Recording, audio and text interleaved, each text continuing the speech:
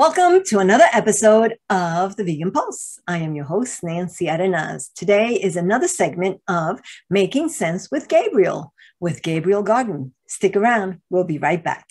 Hi, Gabriel. Welcome back. Hey, Nancy. Great to see you. I have a question for you, as I always do. How about omega-3 fatty acids? Can you tell us about those?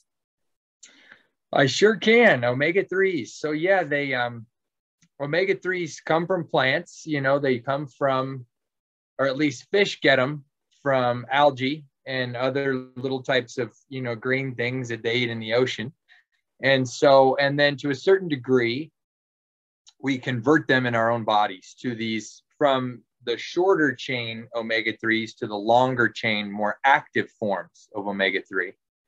And so one of the omega-3 kind of precursors then that we can get from a plant-based diet is known as alpha-linolenic acid. That's ALA. And that's the kind of the omega-3 precursors. And then there's also the omega-6s, which are also essential fatty acids. And that word essential is important because there's a number of things that our body can kind of take other building blocks and put them together and make them.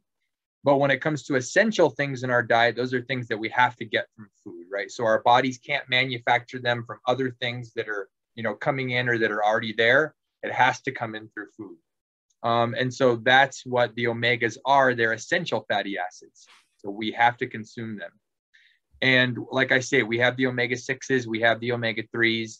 Omega-3s are the big ones because, or kind of like the most important ones, because those are converted to these two different forms of long chain omega-3s that I mentioned called EPA and DHA. And those are long words, but we just kind of paraphrase them as those shorter acronyms because they're easy to remember and they're easy to say. So EPA and DHA are super important, those omega-3s, for brain health and for cardiovascular health. So the health of our hearts, the health of our blood vessels, our vascular system. And so the omega-3 precursor, ALA, like I mentioned, alpha-linolenic acid, is super important because we convert ALA to both DHA and EPA in the body. And EPA and DHA are super important. And that conversion process is pretty slow,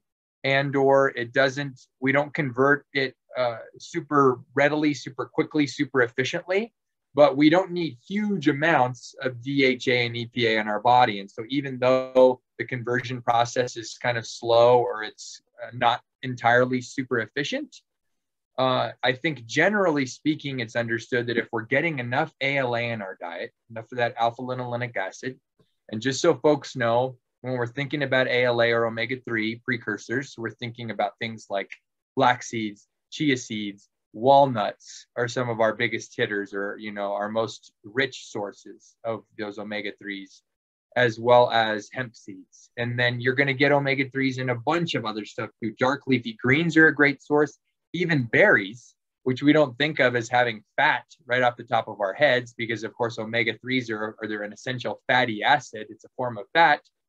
Even berries are a good source. Now, of course, they're a very modest source. They don't have a ton of these things in them, but this is an important point for everybody to remember. Little bits of things add up when we're stacking them all together throughout the course of the day. So if we're eating some flax seeds or chia seeds, if we're eating some walnuts, some hemp seeds, those are our more significant sources of ALA, those omega-3 precursors. But then if we're also eating dark leafy greens like kale or collard greens or spinach or arugula, which have some omega-3s as well, and then we're eating things like berries, which also have omega-3s, even though the levels are smaller or more modest, when we're stacking all those things on top of each other throughout the course of a day, we're going to ensure that we get enough of that ALA. And then we convert that ALA, that alpha-linolenic acid, to DHA and EPA in the body. And I've seen some evidence that in some people for whom those conversion rates may be a little less efficient than average, or especially in older adults, because we tend to generally, our bodies just don't work as efficiently as we get older. And sometimes we have lower levels of the enzymes that help to catalyze or boost some of these reactions in the body, some of these conversions, like converting ALA to DHA and EPA, it may be a good idea to think about taking a DHA or EPA supplement as kind of an insurance policy. Right now, this isn't, I don't think, a requisite or like a requirement for everybody to do. But for certain folks, especially as they age, it might be a better idea to think about taking. And again, this is something that you can get. It doesn't have to be a fish oil for us vegans, or for anybody really. Even if they weren't vegan, I would still recommend they go for an algae based, right? So they use algae to derive those DHA and EPA compounds, those omega-3 compounds that are super important for our brain and our cardiovascular health. You get it all straight from the plants, because again, that's the original source in the first place anyway, that fish are getting it from. Go straight to the plant. Go ahead. I was going to say, and I hear the most efficient is to get it from the plants, because that's what fish get it from. So let's leave the fish away. Don't leave the fish alone, and just go right for the algae and the plant-based omega-3s. Yeah, go straight to the source, right? It's like, get rid of the middle, get rid of the middle fish, like the middle man or the middle person in this case, right? Why mess with a less efficient process? We don't have to kill fish and maim fish in the process and disturb or destroy the natural fish populations that we have in our oceans, which are being depleted at a very alarming rate. When we can go straight to the plant source. And of course, the plant source is cleaner, because we know that so many of these environmental toxins tend to do something that's called bioaccumulate as they go up the food chain. And so as a tiny fish eats some of that algae and phytoplankton and all these other things, these small plants and smaller fish get eaten by larger fish and then even bigger fish, that a lot of these toxins like mercury and other heavy metals, these compounds that are known as PCBs, which are super toxic. All of these things bioaccumulate as they move up the food chain.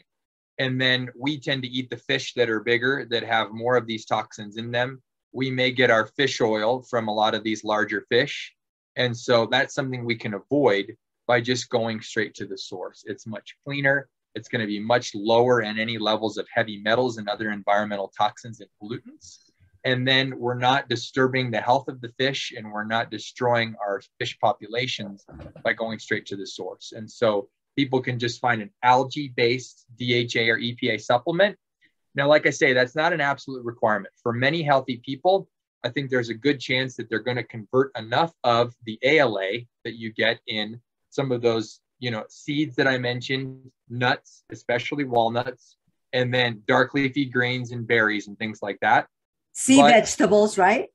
Yes, sea vegetables as well. We just want to be careful with certain sea vegetables, because some of them are so high in iodine that we can get, iodine is a nutrient of concern on vegan diets. It's something that we want to make sure we're getting enough of. And sea vegetables are our best source of iodine on the planet, and certainly going to be healthier than just consuming loads of iodized salt. Iodized salt is good for one reason, because it's going to make sure people get some iodine. But the salt portion of iodized salt is very unhealthy if we get it in excess. And most Americans are getting way more salt than they need. And it's one of the key risk factors for high blood pressure, which is one of the key risk factors, the primary risk factor for heart disease and stroke. And that's the number one killer of Americans, right? It's killing more people than anything else around. And so we want to get our salt consumption down. And yes, sea vegetables are great. But there's certain sea vegetables that people want to watch out for in terms of just not eating them every day or not eating too much of them.